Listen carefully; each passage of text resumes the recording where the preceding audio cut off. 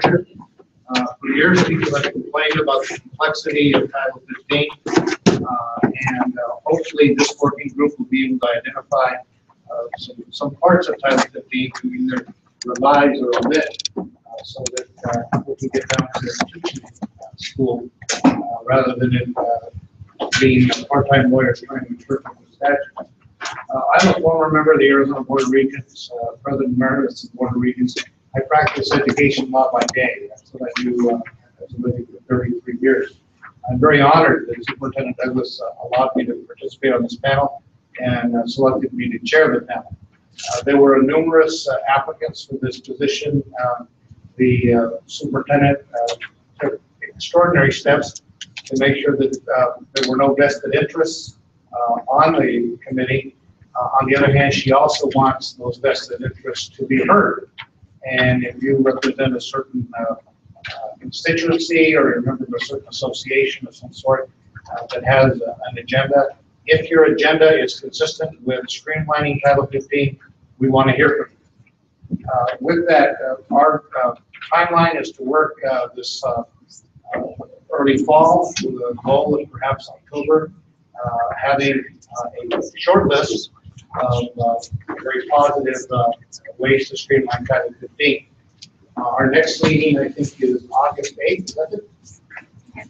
Okay, we'll find out what it is. But we're going to take a little bit of a hiatus here, so people can go on vacation and do other things. But tonight, our main point tonight is to listen to whatever comments we might hear from you. With that, once we have the recommendations of the committee in the fall, it will be up to the superintendent to determine which of those recommendations she will try to pursue at the legislature. She will ask the panel members as volunteers to speak on behalf of the streamlining and the changes that we are making and that we are recommending. So we're very, very optimistic and hopeful. And all these folks here are volunteering time away from their work and their families. And so it's going to be my job to make sure that we don't waste a lot of time. So with that, I'm going to start at my far right. If you would introduce yourself and where you're from, not you, Superintendent, you get a special members of the committee.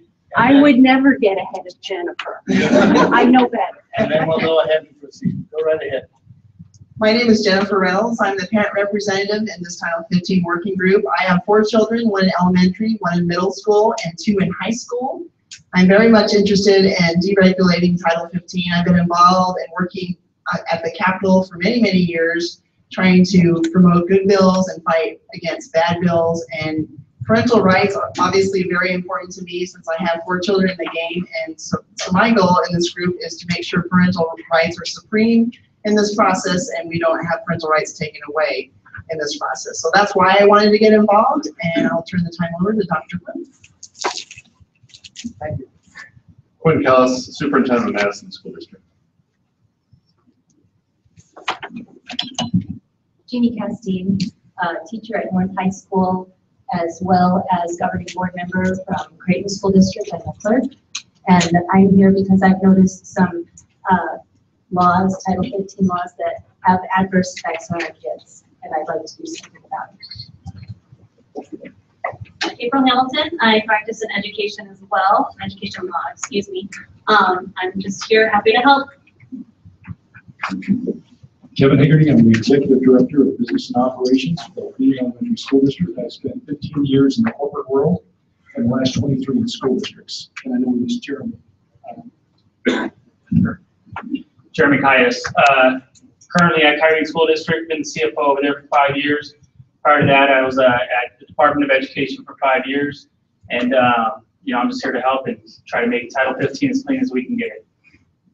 As I introduced myself earlier, but I failed to say I have 4 children, 2 of whom went through traditional public education, 1 matriculated through a public charter school, and another through a parochial school. So all of them have worked well for my family.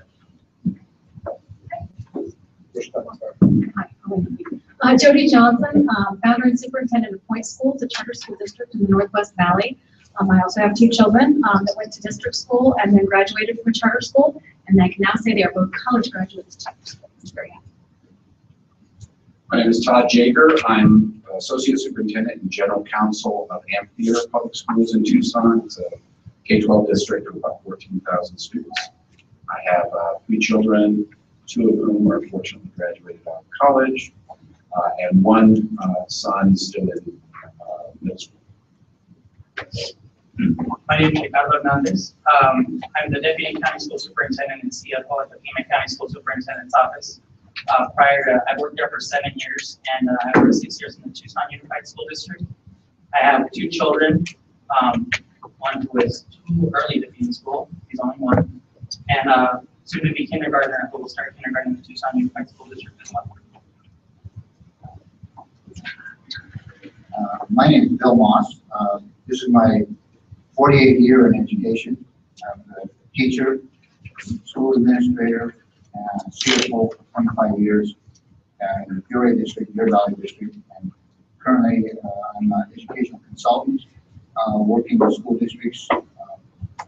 I'm here because when I started, Title 15 was about 1/4 of an inch thick. Title 15 now is about 2.5 inches thick. So a lot of things in there that maybe can be taken out. My name is Erica Avila. I've served in Isaac Community now for 4 years. I'm the Director of Student Services with a special focus in special education. I have 1 child who has graduated and went through the Arizona Public School System, and I have 2 more public education now, and I'm happy to serve and represent the community. Thank you all very much. As I said, these are volunteers taking time away from the professions of their families, and I'm honored to work with you on that. We are going to read this little email address to you several times. It is policy inbox. That's one word. POLICYINBOX. Policy inbox at azed.gov. That's policy inbox at azed.gov. We encourage you to submit any comments, suggestions you might have to that email address as well. We also know that you probably have several of your friends and others who could not be here, and we ask that you pass that on to them as well. All comments are going to be welcome. Of course, brevity is what we're all about, so we get right to the point. That would be great. With that, I would like to introduce our Arizona Superintendent of Public Instruction. As you understand, know, Diane Douglas is a recently was elected in this position, and one of her major points is to try to simplify the delivery of educational services in order to enhance the quality of educational services. Those in Arizona education have complained for quite some time that Title 15 is very cumbersome and it's very difficult to maneuver through it. And so I personally thank Superintendent Diane Douglas for making this one of her top priorities. She has come to us, certainly me, with no agenda, other than we're to give her something that she can work with this coming October. She has staffed us generously, and she was in the middle of a meeting, came up to say hello to you, and she's very kind to take a break from that. She's going to have to leave soon thereafter to get back to that. So would you help me in welcoming the Arizona Superintendent of Public Instruction?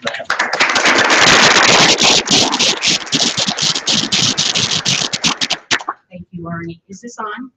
Testing, 1, 2, 3.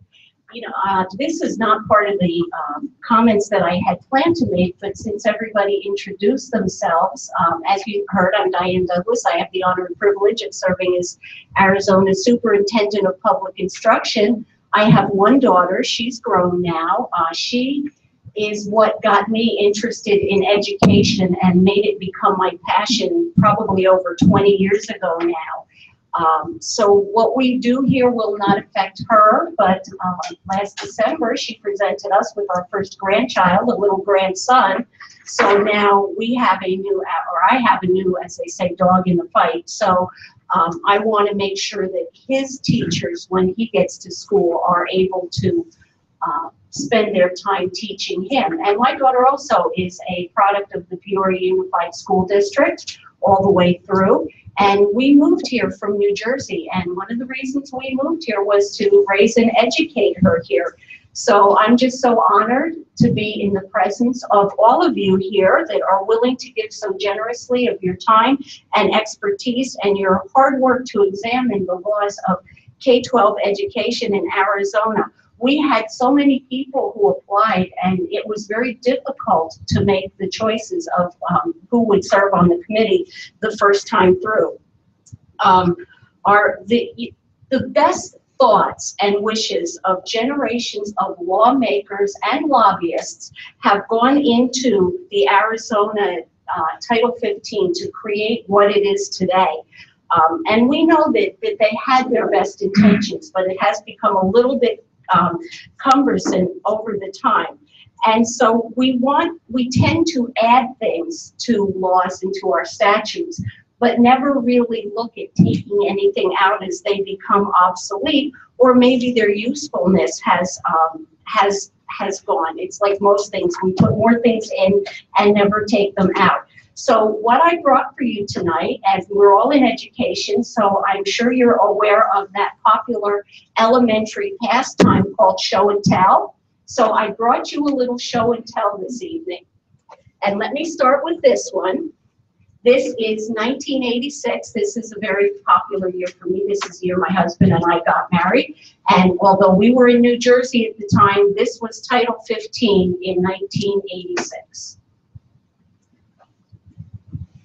The next one is another very memorable year for me. This is Title 15 from 2005. That's the year I first took my seat on the Peoria Unified School District Governing Board.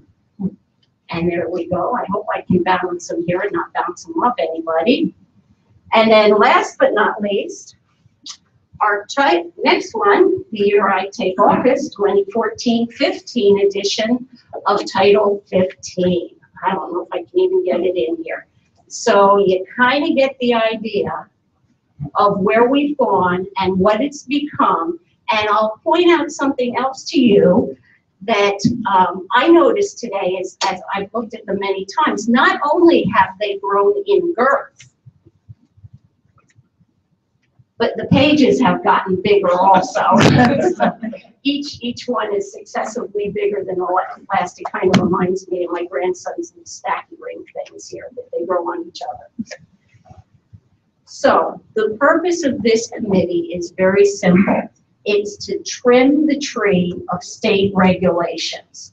And so the criteria I would ask that you focus on as you work through this committee, and those of you who give input to this committee, are three things. Does the law, number one, does the law improve educational outcomes for our children? Number two, does the law improve financial or other accountability?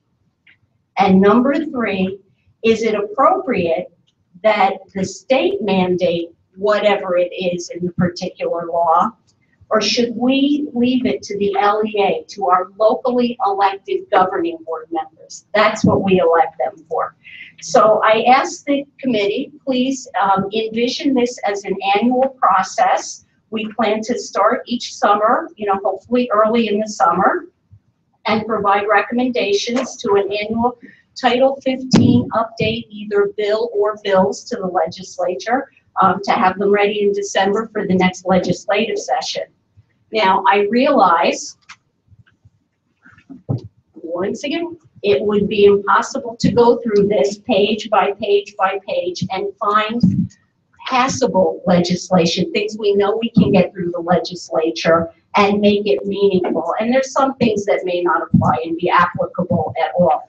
But you do these jobs each and every day. I know when I was on the school board, I routinely heard about the time and the effort that we took away from the classroom. So I know you're the best people to take a look at this for us and see how we can make this better for our children. And even if each one of you just come up with one or two ideas, that's not a lot, but it's a start. And if we end up with 15, I forget how many of you are on the committee, 15? If we come up with 30 ideas, that's a great place to start. So I have complete confidence in you, and Chairman Calderon, I have complete confidence in you to not only make sure that we get an effective process through that it's done in a timely fashion and without taking too much time away from everybody who's giving so very generously of their time. You know, this is going to be a team process. This is nonpartisan, and it's not for, shall we say, anyone's aggrandizement. The old, you know, doesn't matter who gets credit as long as the job gets done and it gets done well. This is solely for the sake of our education system and for our children, so that we don't have unnecessary laws. We aren't wasting more money in administrative processes and jumping through hoops. And we all know, anytime that we're taking money to do those types of things, then that's time and that's money that we're taking away from our precious children and what they deserve to have in the classroom. So we want to make it as easy as we can for everyone, not just, especially our teachers. Make sure we return time and resources to them. So I encourage you all to seek input. I know there were many more people who wanted to be on the actual committee itself, but I implore all you committee members, seek out that input, and you know, it doesn't have to be your original idea. It can be whomever you want to speak with, and that's great. We trust you to use your good conscience and your good judgment in doing this. So I want to thank everybody really, once again, for taking time. I want to thank Thunderbird High School. We very much appreciate the use of this resource. It's a wonderful, wonderful facility. So we thank you. I think it'll work very well, and we're glad to be kicking it off here. I want to thank each and every one of you that are on the committee. I want to thank those of you who have taken the time to come tonight. And I just want to say, God bless your efforts, and just know that we are doing it for our children, and we know that the best work will come from that. So with that, I turn it back to you, Mr. Chairman, and I thank you so very much for letting me be just a little part of this. Great. Thank you, Madam Superintendent. Let's give her a round of applause.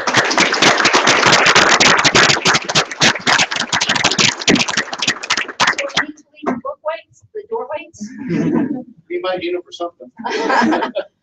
Let's make it skinnier. I think Mr. Zander came into the meeting, and I'm not sure. Would you just introduce yourself to the audience, please? Hi, I'm Travis Zander. I'm the Executive Director of Finance for Ogilvie Manning High School District.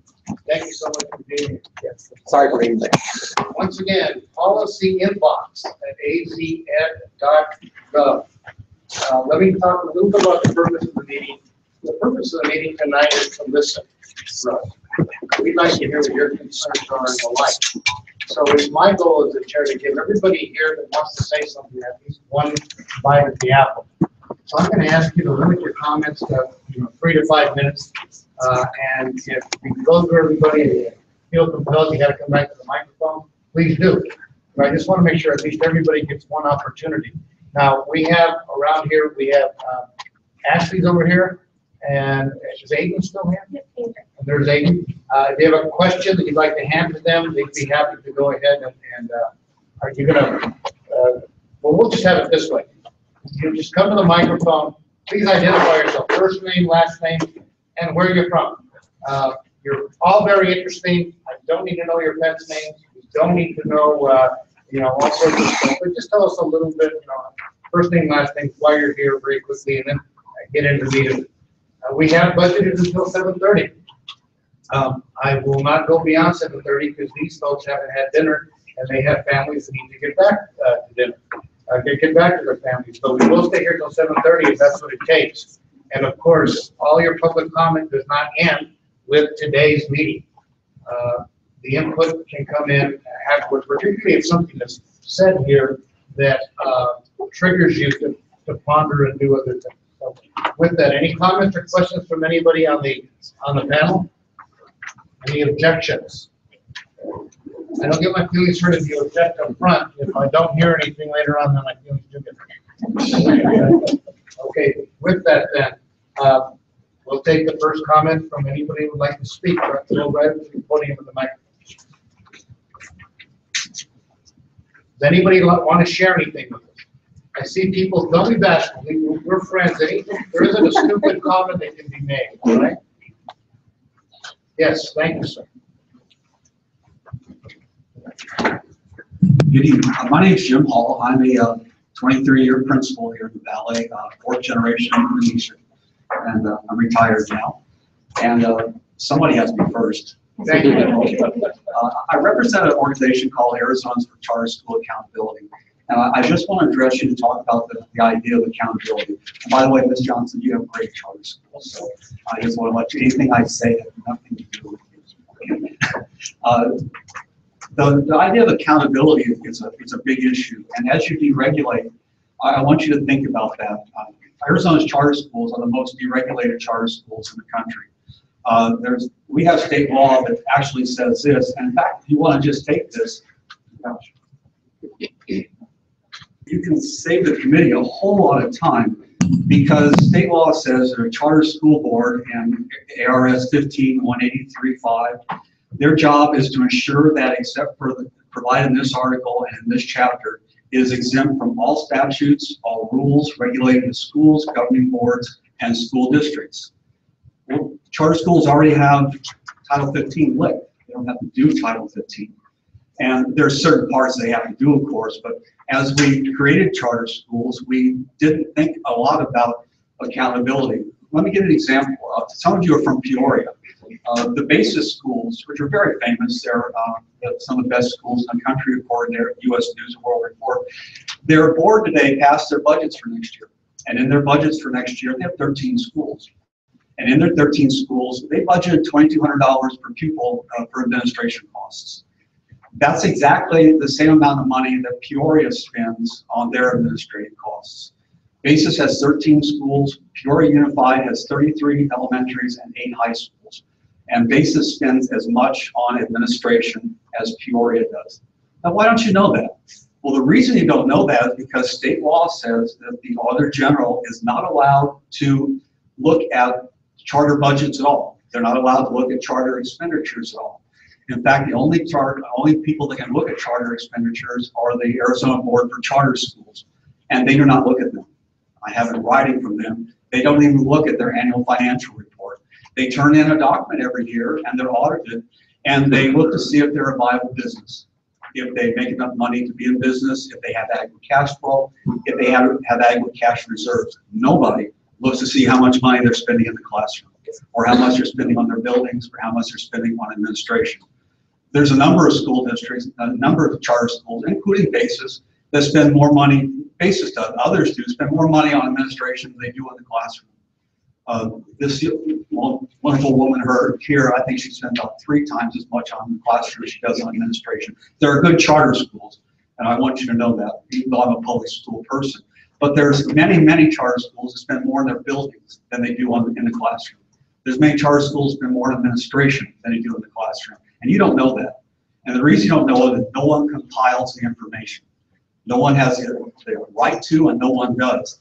When an ADE takes their annual budget, they don't look at it. I filed complaints in several schools that turned in completely false financial reports. One charter school had 23 schools, and they listed the same dollar amounts in the column for last year's expenditures for all 23 schools, which made the percent increase and decrease ludicrous. I filed a complaint, they had to go back and fix it. No one read it. And so it was accepted without being read, and then no one compiles any of that data as well. That's what I do. You know, I look at the financial situation of charter schools, and I try to see how they're doing. The average public school spends about $700 per pupil on administration. And many, many charter schools spend over $2,000 per pupil on administration. So what I'd urge you to do is, as you're deregulating, and I'm all for deregulation, don't take away the important things. Charter schools do not have to follow the USFR. They don't have to follow the rules that we all have to follow. And unfortunately, a lot of people that run charter schools are wonderful people that don't have a lot of business school experience. And they need the USFR. I live by the USFR. I couldn't sell a candy bar without keeping track of it. And charter schools don't have to follow it all. They have to follow procurement procedures at all.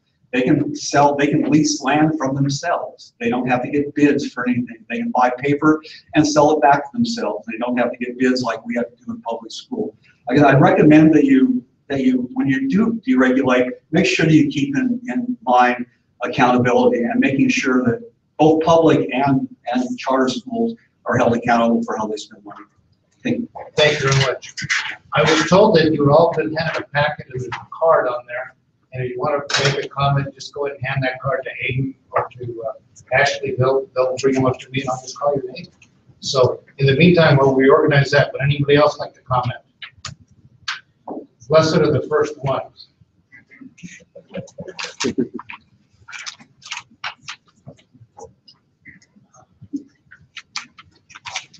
Yes, please. Thank you. Tell us your first and last name. Hi, my name is Joe Dusick, and as I tell people in the state, I'm your lovable, slightly annoying American citizen on your education wires. I reside in Gilbert, Arizona, and my home school district is Gilbert Public Schools. Within that boundaries of Gilbert and East Mesa, we have 17 public charter schools. We have 2 private schools, and we have many, many children that are homeschooled. I'm about putting our education system first. As you look at this, I think this is a tremendous opportunity to look at that. I don't even know what to say. Those books were just ridiculous. I mean, I personally have made the comments to my state representatives that they need to be full-time. These individuals are the 92 plus 10. As you look through these things, it seems to me that part of our issue is the fact that they're not looking at these things. They're not paying attention. It's their job. They swore their name on a Bible, and they're there to uphold the Constitution of the United States and the Constitution of the state of Arizona. So as I share with you, take a very good look at this. And if you do come up with 30 good ideas, come up with 30 really, really good ideas. Because we have another chance next year. Then we'll have another chance the next year. As I tell people, the mission is simple. We educate our youth to ensure the future of our country, our state, our communities, so as to protect our civil liberties. The goal in Arizona is to build the best education system in the world, right here in Arizona. There is no excuse why we can't do it. Now, the one thing I want to point out to you is you can't fix it overnight. This mess, obviously from '86 to 2014, and even before that, it will take at least 15 to 30 years to transform our education system. I appreciate each and every one of you taking time out of your day and choosing to be part of this. But I don't want the weight of the world on your back that you have to fix everything. Fine, if it's one thing, remove one thing. If it's 10 things, great. If you can get to 30, that's awesome. But let's find those good things, get them out, let the system adjust, and then we'll reevaluate each and every single year. Because as I told the classroom first group, measure twice, cut once. What you cut or what you remove, you need to understand that this is a massive system. I used to work for UPS. I worked for them for 10 years in operations. And I'm going to tell you something about UPS. UPS is 24/7, a global 400,000 plus employee company. The sun never sets on UPS. UPS is a lemonade stand compared to our education system. So please take the time, what you're looking at. And I mean, when you take one piece, rip it apart, and see where that piece leads to. Because it might not be completely connected, and it might be disassociated, and you might take something out that might actually impact something completely over here and have no clue that you did this. Now, I'm confident in all of your abilities and your thing, but I ask you to really stress test anything that you put forward. Anything that you put forward, if you put it forward, I'll be down at the Capitol. I'll be leaning in to our state elected officials because it is their ultimate responsibility. And as I said, why the mission? Ultimately, why we educate is to truly protect our country, our state and our communities. And at the end of the day, when you put education first, you will actually put our economy first and a lot more. So when you say this is for the kids, this isn't just for the kids. This is an engine that will allow us to grow. I'm going to share one other thought. I looked at a Chase Bank report. In 2007, our GDP was like roughly about $247 billion. Our GDP is higher than that today. We have more people than we had then. So that means our per capita number actually went down. So we're in a scenario that we have a very tight budget. We're attracting people that are retiring. And unless they're bringing good income, I don't know how to give you more money. So the one thing that you might want to consider, take a look at some of these other states, like Kentucky. One IT system for the entire state, 18 years. 3 years ago, that system was rolled up in every single school district in a 12-month period, was rolled up to a web system. All the old servers came out, saved them $3-4 million. You look at Florida, back in 2000, they vigorously debated. In 2001, they put forward the class size reduction amendment. Every classroom of their 67 school districts, K through 3rd, 18 kids, it's the law. You go over, you open up another class. You redistribute. K through, or 4th through 8th, 22. 9th through 12th, 25. Talk about equity in education. As you look at these things, I encourage you to look not just at that code, but look at that code in a way that potentially could actually impact how a children is. And if we want to take a hard look at what we have to spend, we have to open up all of those discussions. So what can we do to ensure that we provide the very best opportunity? It's an opportunity for a child and a parent. They've got to come to the table. You're educators. Your job is to present and perform at a high level and deliver. But we need to make sure that those parents and children understand we're putting forth this much money, this much of an opportunity. It's their test scores. Thank you for allowing me to speak. Thank you. As the next person gets ready to come up, I'd like to give Dr. David Peterson an opportunity. I saw him up there. Yes, welcome. Would you please introduce yourself to the audience? Good evening, and thank you for being here. I'm Dr. Dave Peterson. I'm the superintendent of Scottsdale Schools, and I'm also came up from the business side and the facility side before I came into the educational side. So I've got a perspective to bring from all of the different operations that a school district has. Thank you so much for being here, Dr. Pearson. Any comments? I see people that look like they're ready to say something, but I'm not sure they are. Yes. I'd love to hear from you.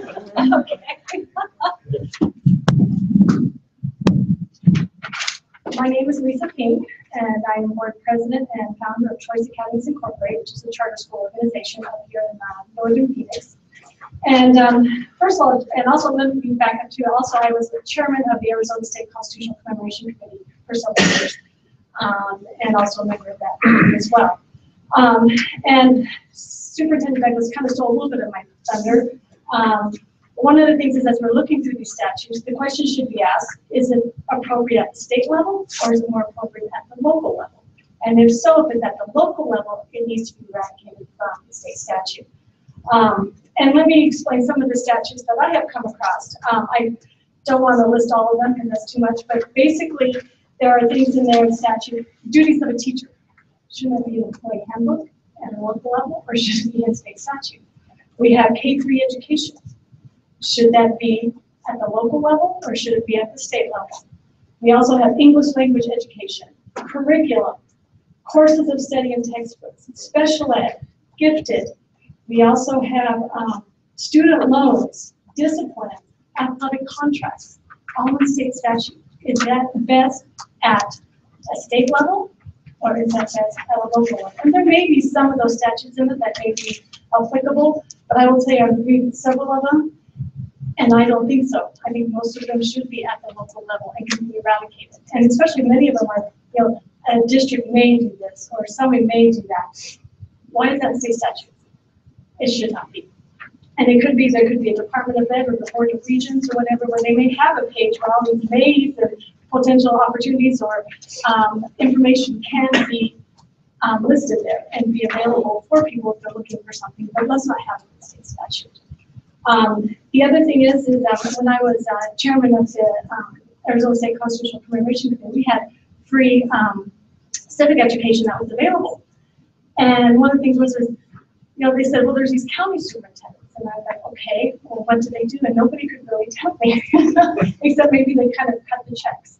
And I don't know if that's the case or not, but that's something there. Can we get rid of a level of bureaucracy in our educational environment, just go from state to local? That's another thing that would be of interest. And like I said, I don't know all the intricacies of the various bureaucracies, but I could not get a real straight answer when I talked with state legislators and even from some of those at the Department of Ed. So once again, does it contribute to the educational outcome of that? The other thing is that we have a great concern because our organization very much is into civics and the other founding fathers and that. And one of the things is the Arizona Safe Schools that's in there right now. And basically what you have to do is you have to report, you know, various disciplinary issues that occur. Well, now we have to also include a SACE number, so there is some information about the students going to the Department of Ed. We don't know why, but once again, it should be a due process, because where is that those records being kept? So that's something that's also important. And also, with all due respect to the first one, with charter schools, we do quite a bit, be very open, but one of the things was charter schools were supposed to be free of a lot of the regulations. And now everything is, including charter schools, and that is actually increasing the administrative costs. Now that being said, that what's good for the goose is good for the gander. If it's good for charter schools to be free of those regulations, by all means, it's good for districts as well. And so that's something, but the regulations increase the administrative costs significantly. We've had to increase our administrative costs because of the various regulations that have come down the pipe, especially in the past few years. And so if it doesn't contribute to educational outcome, and I know there's abuses, but once again, let's go by principle, and let's, you know, what would be the best by principle, and then when issues come up, then let's deal with those individually. But let's go by principle overall, and one of that is once again, going back to the founding principles of this country, and that is the people. And the taxpayers are our people that we need to report to in regards to that. And so we are free and open in the process that we have. Thank you. Thank you, and we encourage you to come up with the other suggestions you said you might have. Policy inbox at kzed.gov, please. How many times can you do that? Give us input, and Amy and Ashley will make sure the whole committee gets the list. I don't care how long the list is. Okay. Please give us what you've got. Okay. Would anybody else like to comment, please? It's not that hard. We're welcoming. Nobody's going to say anything that's not welcome.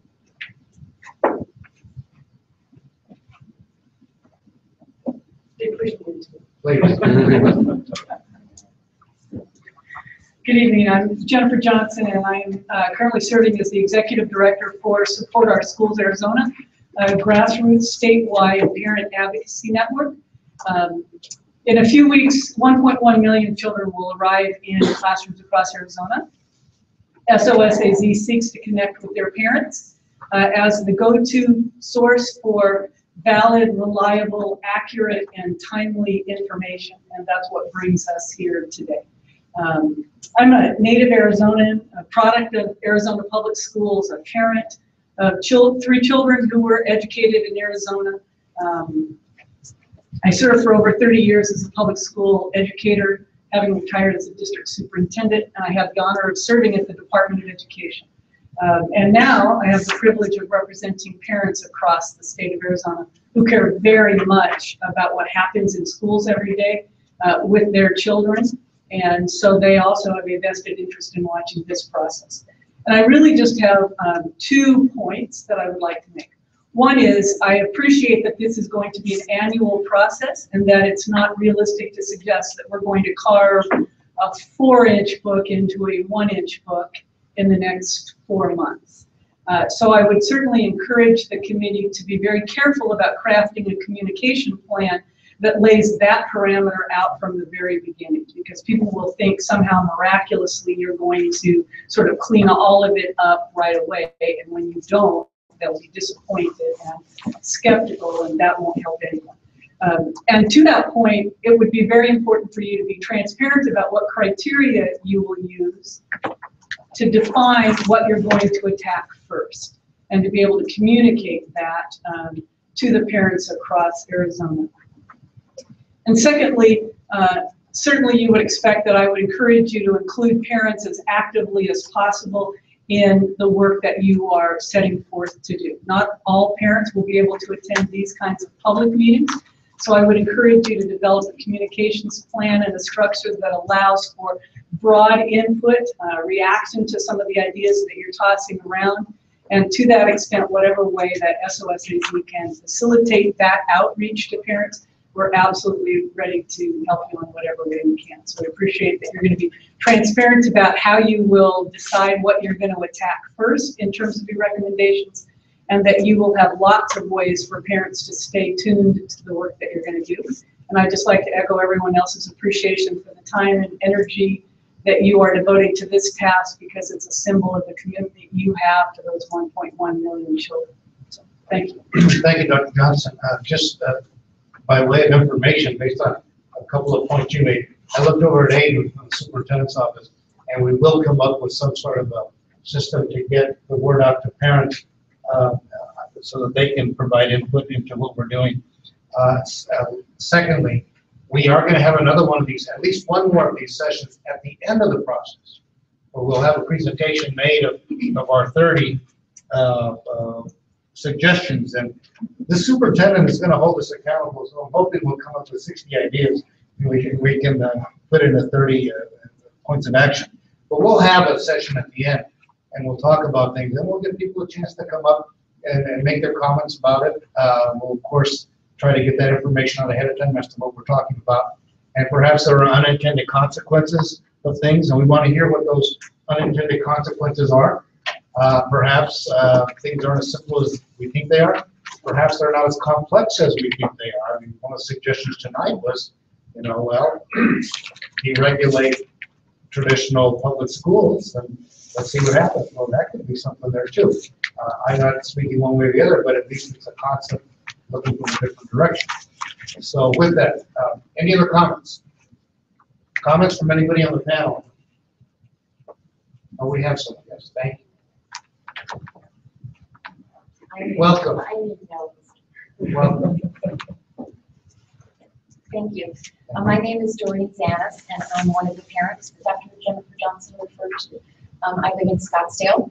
My children went through public district schools. In fact, they're graduates of Thunderbird High School. And now I'm similar to Superintendent Douglas, where I have another generation now that I'm very much concerned about how they are educated in schools. Welcome. But thank you very much. In the 20-some years that I've been active, I've served on these types of panels, and the most frustrating thing from on the panel to then out in the community has been at some point in time, politics intervenes and we reach a dead end. You all will work, I have no doubt, very intentionally and very ethically and with great passion, and it will go nowhere if the legislature decides not to hear you.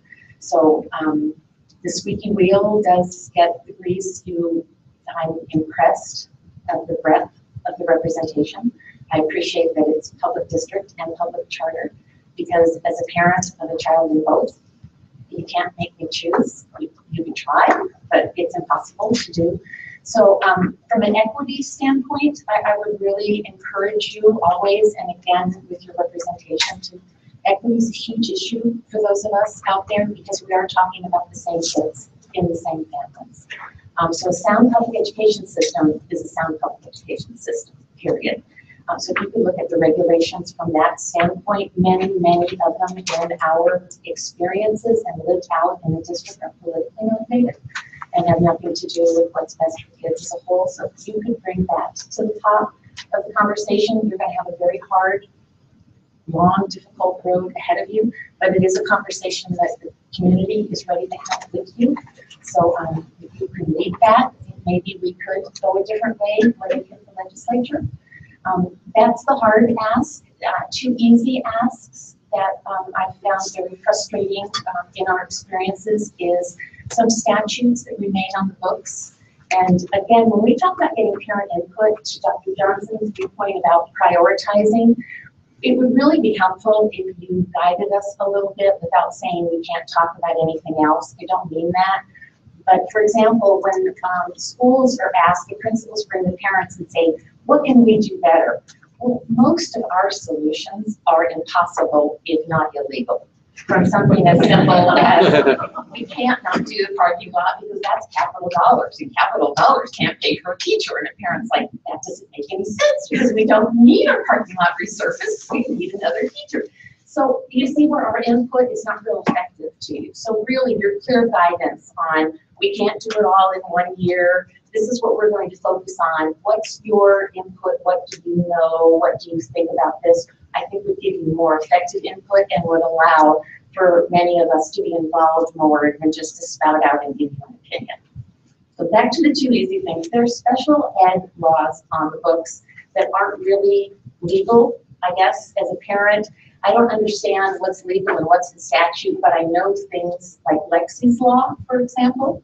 It says we have to do it, but there's a higher authority that says we can't. So that should be a time-consuming but fairly easy rip through the regulations to see what's sitting there that really isn't necessary. And then the second is the reporting as a parent makes me crazy by the administrators all the way across the board that talk about the reports, and our kids are not reports. And I understand that we need to have accountability. I do. The federal government requires reports, and the states require reports, and the districts require reports, and the teachers have to do this because they have to do a report. Could we just maybe work with ADE and look at the reports? I think it would rival the book of Title 15 itself, and look at maybe we could get rid of some of those. Thank you. Thank you for the heads up. Thank you very much. Make sure that, well, I'll just ask staff to get a hold of Noreen to get her contact information because we are going to be asking you for, and anybody else that would like to be contacted for your input on things because that's important. Thank you. Friends are looking at each other and saying, do you want to speak or do I want to? This isn't your only bite of the apple because we have policy inbox at AZ. I've been educated by staff to make sure I get that up. Okay, then with that, rather than say you all have to stay here till 7:30, I'm just going to open it up to the panel and see if anybody wants to make a comment, and then we'll talk mechanically as to how we go forward. Would anybody like to say anything? Sure. Please go ahead. Someone's got to be the first one, right? Go ahead. Well, I want to thank everyone for being out here. I agree Title 15 has gotten too thick.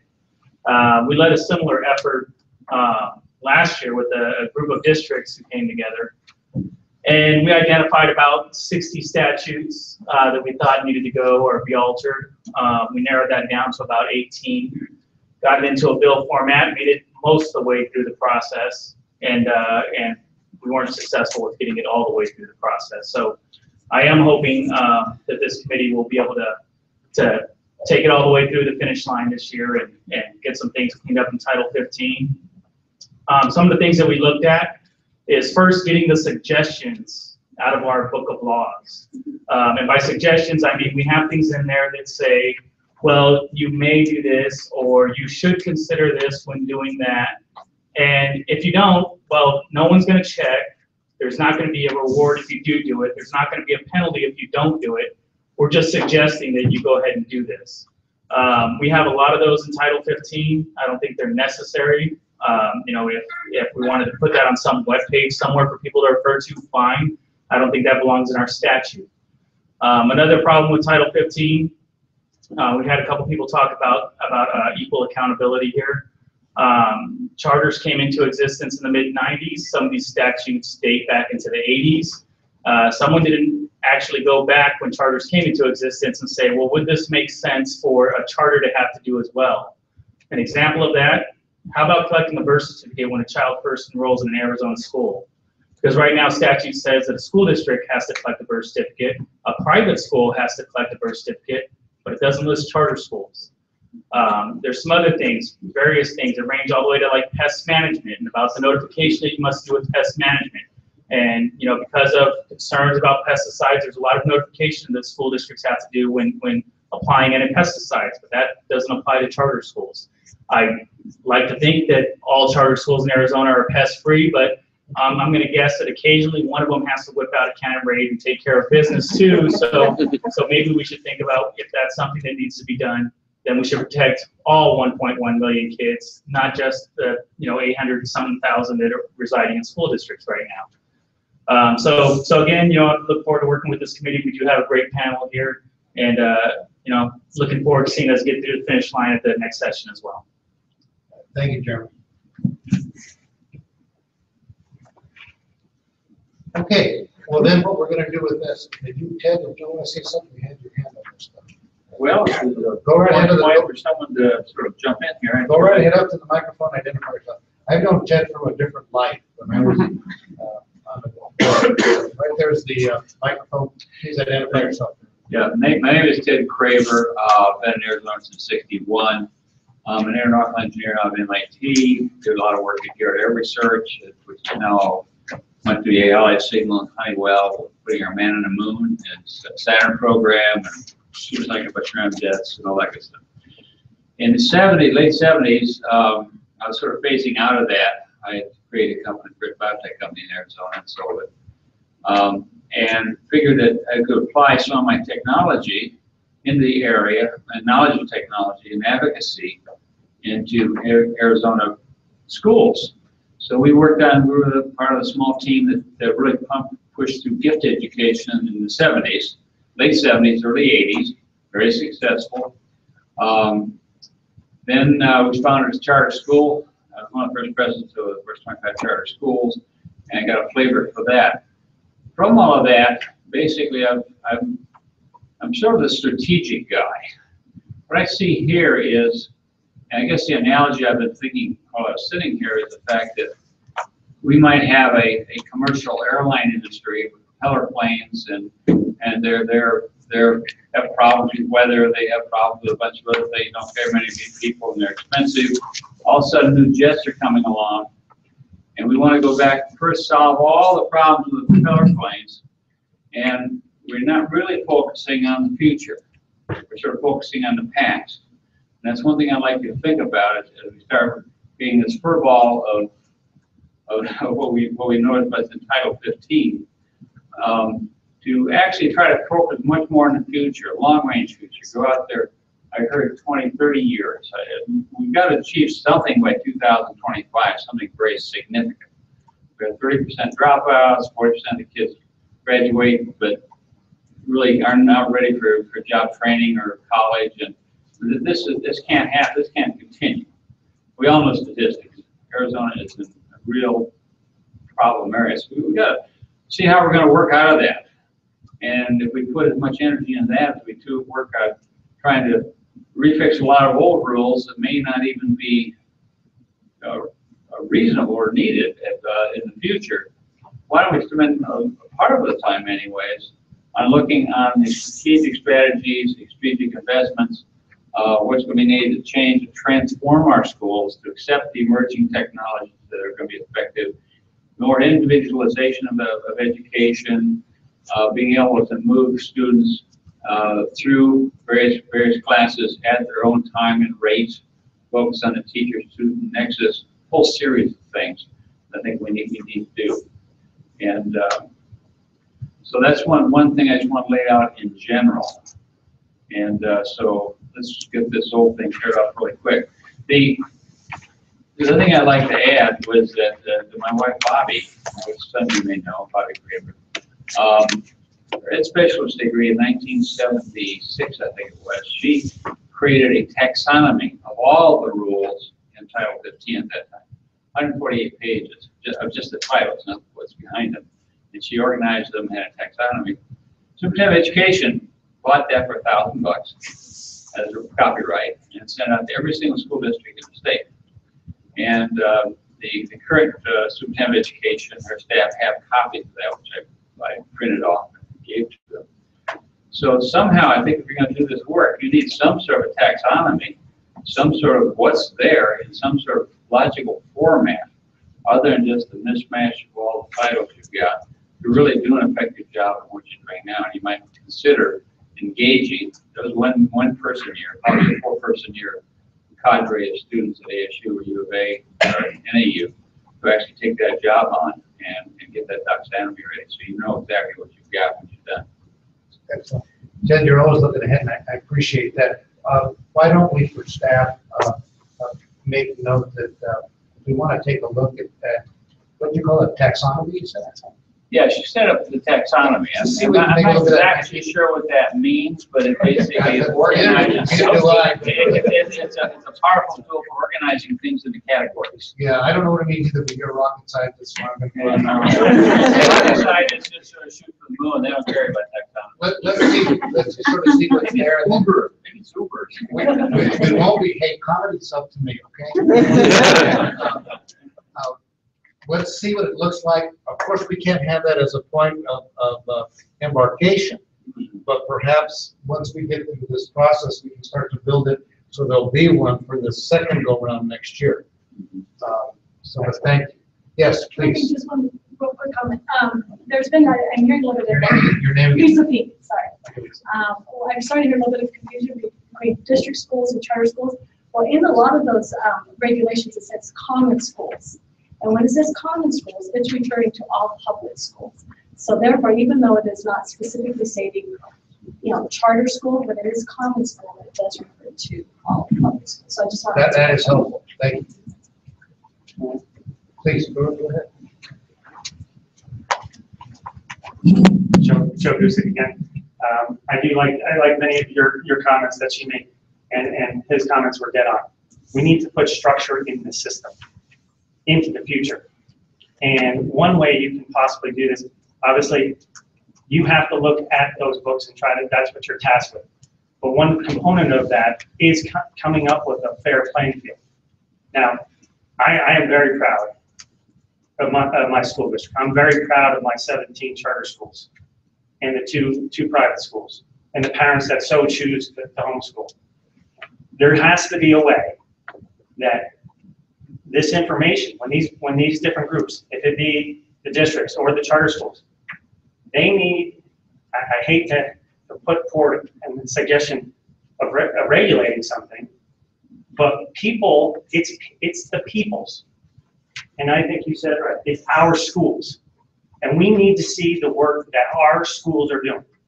So our districts, our charter schools need to be recording their board meetings so that we can look in and see what they're doing. It is very important because if a parent can't make a meeting like this, or can't make a meeting, some of the charter, I mean, in my case, I've never been able to go to any one charter meeting because they're at 11 in the morning. I'm working. I can make all the district meetings I want. But if I can't see, and I think the most important thing is back to, it's our schools. This is our pride and joy for the future. And if there are people like him and myself, and there's others who can get extremely detailed, and others people who can get very artistic in looking at these issues, we need to have everybody involved. And I kid you not, if you want to do anything, say education first. Get everybody in this state to buy into education first. If they keep saying it's economy first, it's this first or that first, Education is what drives this. So I hate to add something in, but transparency and the ability to look in and see these things as clear as glass, I think you will be able to take away a lot of these regulations, a lot of them. But if people can see what's going on and see that trust, and like you said, defer back down to the locals, and that anybody in this state or any other board or any other charter can go on and look at a video and say, my God, what a great idea that charter school did. Oh my goodness, what a great idea that came out of Kyrene School District. That is knowledge sharing. That is what I encourage you to figure out in your process of how to do this, because if we don't activate the power of we, I'm sorry, you're going to do something, and everybody will it'll just kind of go off to the wayside. Thank you. Yeah. Thank you, Joe. So what I think we'll do from here. Oh, please go ahead. Jeannie Castine. I've been a teacher for the last 7 years, and I'm currently working in a summer internship with McKiza, which is the Maricopa County Education Services Agency. And I think the two things that I want us to be most mindful here are, and during, I know I'll say your last name wrong. So I think you were the one who brought up equity, and the need for equity for our schools and districts and the students within them. So there's actually an equity tool that organizations use to make sure that everything that they do with equity in mind. And I'd be happy to share that. But that's the first thing. And I think as a teacher, for me, in addition to equity, empowerment. And I like alliteration and assonance because I'm an English teacher. So equity, empowerment. But teachers need to be empowered and trusted. Many of us have masters or even PhDs. And I'd like to keep that in mind as well. Taking the burden off of teachers means empowering teachers. Thank you. Excellent. So the charge of the committee will be, well, first of all, I'm sorry, do you want to make a quick, please go ahead. Jim Hall again. With the idea of equity, I'll send you the information, but I'd like you to look at the rules for charter schools and the rules for public schools. A charter school governing board has one sentence that they have to do. They have to provide the policies for the school. A school district has paragraphs and paragraphs of what the governing board does. A charter board doesn't have to hire and fire people. It doesn't set the curriculum, and most don't. So I really urge you, and I'll send you the information just to compare as you're doing all of this. And maybe we should all do like the charter schools do. If that's all we need to do is just set policy and let someone else decide the curriculum and someone else hire and fire people, maybe that's the best way to do it. But I think if you looked at the two, I think some hard decisions need to be made. Is the way we are governing charter schools it the right way? They've been deregulated. You are deregulating people. Is it the right way to deregulate? If it is, then let's make public schools like that. If you look at it and you go, oh my God, what are they doing? What accountability is there? Then maybe you should make some recommendations the other way too. Thank you. Thank you. All right, what we're going to do is set out an informal charge for everybody on the committee. We're going to be meeting in early August. I think Ashley's working on that date. Do you know the date yet? August 12th. And that'll be a roll up your sleeves kind of session where we'll all sit around the table and go through things. Between now and I'd say probably the 1st of August, I need you to submit all your suggestions and ideas. Jeremy, I expect yours to be about 5 pages based on your comments. And that's fine. And that would be welcome. Welcome. And get those all funneled in. We're going to funnel them all in through Ashley's email. Is that okay, Ashley? It's Ashley, ASHLEY, .Berg, BERG. You all have it. Right, you all have it. Yeah, your card right here. Yeah, we're. And it's actually August 11th. August 11th, thank you, August 11th. And so we're going to have, for the committee, all the information channeled into Ashley as to our concepts and ideas. Naturally, the public can reach us as well as policy inbox at azed.gov. Welcome you to do that. Because Ashley's office, Ashley's office will go through those and organize the comments that come in. We're gonna get all that in by August 1st. And then what we're going to do is Ashley is going to share with the committee just all the comments that our committee's put together, and she'll share with us comments made by the public. We'd like you to go through there and prioritize 1 to 30, what you see. And quick turnaround, need to get those back to Ashley within 2 or 3 days. 2 or 3 days, all right? She'll get that result back to us, so that when we come to the meeting August 11th, we'll know what the public has said, we'll know what we said internally, we'll also know how we all rated various ideas 1 through 30. Just because they're not on the 1 through 30 doesn't mean they're going to be not considered. Let's say you have one particular idea, and Jeannie, I'll pick on you. You have one idea that nobody else has embraced. Well, you can still persuade us to embrace it. You just have to educate us as we go through the process and say, listen, folks, if you would give her to my one thing, we'd give her to 40, that sort of thing. But everybody, comes here with their own individual experience. Those of you in procurement, Moss, Peterson, Akayas, Haggerty, everybody, please, we're going to really need to lean on you as to what we really need to get through there, because I know that is a lot. Dr. Aguilar, I'm going to apologize to you in advance. Everybody's always throwing out special ed and health issues and all this other sort of stuff. Please, would you help be our leader? I don't know everybody here, so I might be inadvertently overlooking one of you who's even greater than Dr. Aguilar. Okay, and I'm sorry. But I know she's great. And help identify some of those areas as well. And there are other areas that we have experience in that I'm not talking about. But essentially, your job will be for the next 3 weeks to sit someplace comfortable in your Bermuda shorts with something cold to drink. Go through the statutes and try to figure out what we can live without, what we can't. If you're a parent and there's something that just doesn't make sense, we heard something in here today. Please, make a list. Why do we have this? Yeah. And so we will then have a bulk of information that we'll get around August 2nd or 3rd.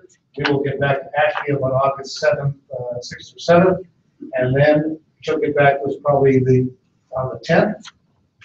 And then we will have a nice night of reading on the 10th probably. And then we're going to roll up our sleeves at that meeting and figure out how we're going to approach the project. Does that sound okay? I'm your leader, but I don't have any part of authorship in this. Yes, go ahead, Dr. Mark. Yes. I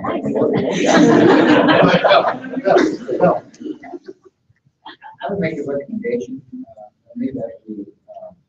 that we don't make suggestions based on just verbiage, saying we have too many regulations about students. We should make recommendations based on Title 15-322.5 should be looked at, something of that nature. So, and we can explain what that is, but I mean, too many times we're on these kind of committees, people say, in general, we have too many regulations against, we're saying out here, charter schools, or don't have too many in charter schools. Well, that doesn't help us unless we know what we're talking about. So we should identify a statute when we're saying this should be looked at. Right, absolutely. And particularly, we heard a little bit of the debate between charter and other schools. I encourage everybody in the community to reach out to who you know in all those communities and get some feedback on that. Just to be totally fair and honest to all you folks here, we are not going to be the arbiters as to whether charter schools exist or they shouldn't or what. We're not a policy setting group. What we are doing is coming up with ways to simplify things, to thin this out. And it's ultimately the superintendent who will make the decision whether our 30 ideas are really good ideas or not. She might throw them all out the window and say only one is good. And that's her prerogative. None of us will have our feelings hurt. So please don't look at us to be, we're going to finally settle whatever the debate is on a particular issue. But we do want to give everybody justice as far as that goes. I have a question. Yes, please. I've heard a few people say that there have been other groups like this that have gone through this process. Would it be possible for us to have access to the work they've done? What you're doing. I'll actually tell you the one that was our final copy. It's House Bill 2181 from the last session. I have that one, but I'm saying in previous years, Lorenz Anna said that she's been involved in groups. I talked to a couple other people that have been involved in groups, and they had a great product at the end that didn't go anywhere, but it would be nice to see so that we don't, if you do the same thing or waste our time doing the same thing. I'm sorry, I was misunderstood. I misspoke. It wasn't about regulations. Oh. The two others, I was on Arizona Ready, and then, Either way, I'm gonna look at Aiden, who has connections. He's totally He'll have his connections, and so maybe you can beat the bushes out there and see who's done, who suggested what. We won't have an exhaustive information, but we'll have something by the time we come on August 11th. Then, I wanted you to know that I've asked, not here today, is Tom Pickrell, who's an attorney in town, and very involved with Mesa Public Schools, where he works and the like. He is going to sort of be our informal chair of writing this stuff up once we get to the point. And the reason I picked Tom is, first of all, I admire him greatly. He's a very smart guy, but he writes very well. Todd writes very well, and April writes very well. So I'm going to ask both of them, in addition to your duties that we have here of coming up with ideas, is when we get to the point where we have to write something up in something that can be sold, to have you collaborate with Tom Pickrell as to putting something together. We'll have a little bit of legislative ideas, so we want to make sure that it dovetails with what they need. I've not picked on all of you yet, and I'm sure that we will. So if you escape tonight without an assignment there, please don't take it personally, because you will have one. We will all have something extraordinary to do in addition to that. Comments, questions? Yes, ma'am. So go to the microphone and introduce yourself. Appreciate it.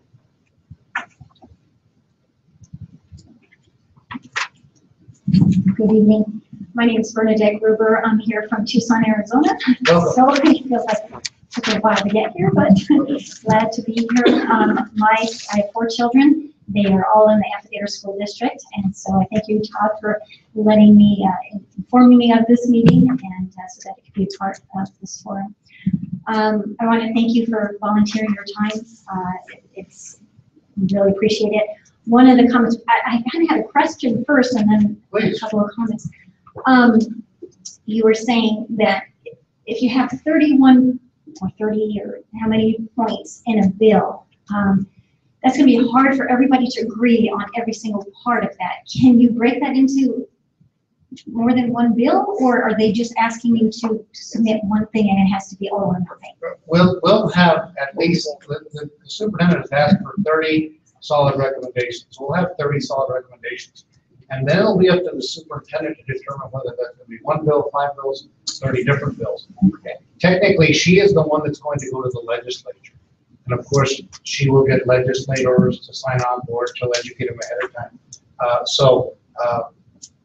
It won't, I'm certain it won't be just one big enchilada, you know what I'm saying? Not everybody likes enchiladas, you know? Last time you don't want them tonight. I love that. And I grew up with that, like, Mom, yeah. But now I pay $7.50 for one. But there'll be a practical way to approach it. On the other hand, if you decide, gee, there's this, we can fold in 5 ideas into this one bill, I can get everybody at AMPI to get with the, Sunnyside people, and we can get a hold of our legislators and get them to back this thing. You let the superintendent's office know, Aiden and Ashley, and I'm sure they'll package it in a way that will make sense. Does that help? Yes, that does. Thank you.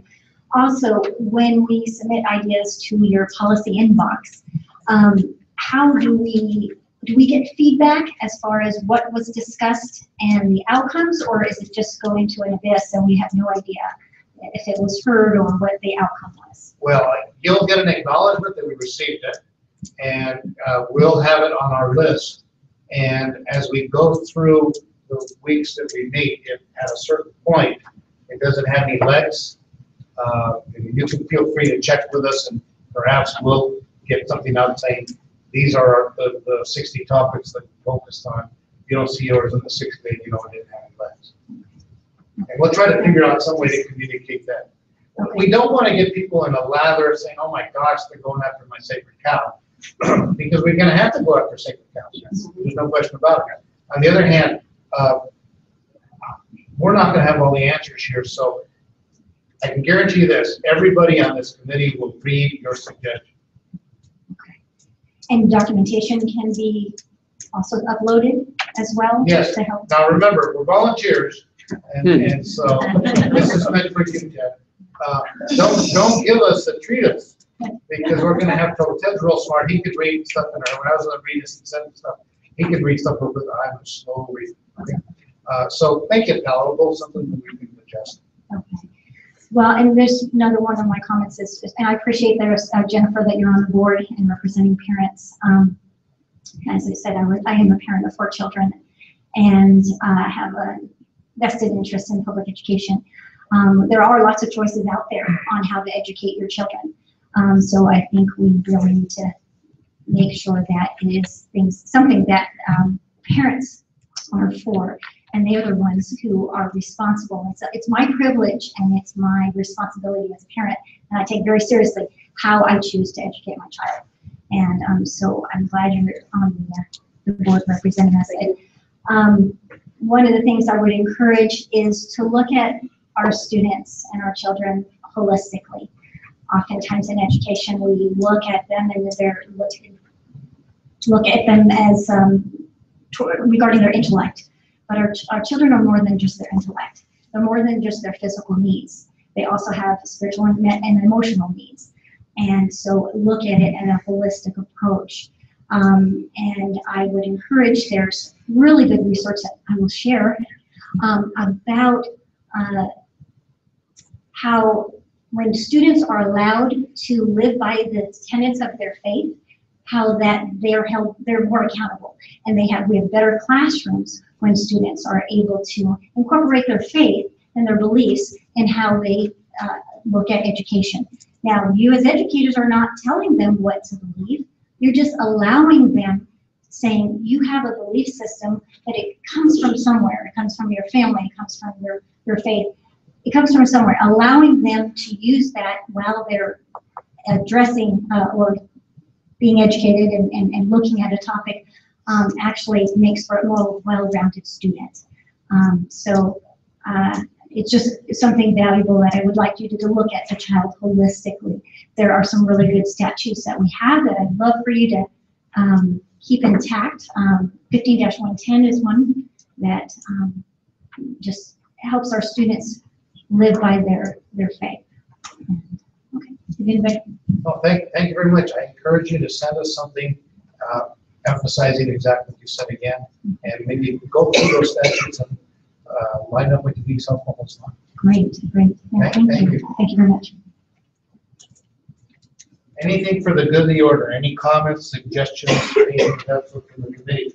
Just a silly thing, as an English teacher, I've gone through, and there are a lot of them, the exact same phrase is used, same regulation, 5 different places. So we're going to attack that. And that's the low-hanging fruit.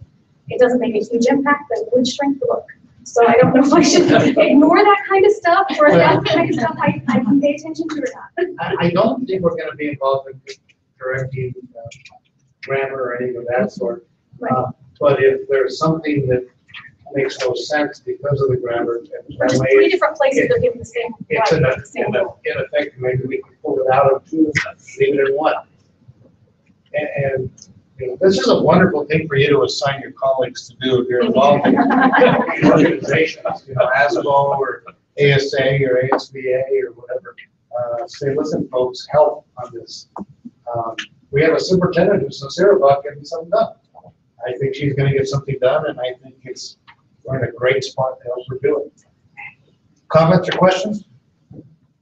Just want to reinforce what Bill Moss had said. Quote the statute, release the citation, see what the issue is, and what you believe we need to do with it. Eliminate it, change it, but at least it gives us a path to go down, and we all get the same information. So if it's statute citation, what's the issue that you see there? There's all going to be more research, because we heard this, one statute might pop up in a number of places. That's true. statutes are notorious for referencing 5 other statutes. So we need to make sure we follow the trail and don't miss it. So appreciate all the input you guys are going to be doing. So that's- Okay, with that, I want to say thank you to those of you who took time with your families to be here. I want to thank the committee again for agreeing to work, and my job is to try to make your job as easy as I can. So please let me know that. And with that, this meeting is adjourned. Thank you.